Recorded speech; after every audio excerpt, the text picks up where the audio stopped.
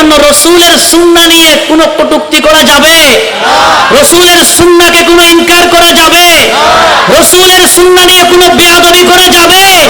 কোন রাসূলের সুন্নাহ নিয়ে যারা বেয়াদবি করবে, রাসূলের শানে যারা গুস্তাখি করবে, আমার আল্লাহ ফতোয়া দিয়েছেন হাবিব, যারা আপনার সাথে বেয়াদবি করে, চরিত্র নিয়ে কথা বলে, আপনার সুন্নাহকে ইনকার করে, তারা হলো আবতার, তারা লেসকাটা, তারা নির্বংশ, তারা হচ্ছেন বেজিন্ন। কথা বলেন ঠিক কিনা?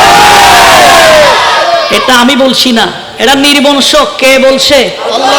ফতোয়া আমি দিচ্ছি না, ফতোয়া কে দিচ্ছেন? আল্লাহ। আরো জবানে কে দিচ্ছেন? আল্লাহ। আমি মুফতি না, মুফতি কে? আল্লাহ। আরো জবানে মুফতি কে? আল্লাহ। বলে ইয়া রাসূলুল্লাহ, যারা আপনার শানে বিয়াদবি করে, আপনার সুন্নাহ নিয়ে কটূক্তি করে, আপনার সুন্নাহ নিয়ে ছিনিমিনি খেলে, আপনাকে অপমানিত করে, মনে রাখবেন এরা হচ্ছে নির্বংশ, এরা আত্মার, এরা লেসকাঠা, এদের কোনো বংশ ঠিক নাই। আপনারা বলেন বংশ ঠিক নাই কার? যার বাবা ঠিক নাই। কথা বলেন ঠিক কিনা? মনে রাখবেন, যারা বিয়াদবি করে কুছ নিয়ে দেখবেন, ভেতরে ভেতরে কুছ নিয়ে দেখবেন, আপনি বুঝতে পারেন যে এটা বেজাল আছে। এটার কি আছে? বেজাল আছে।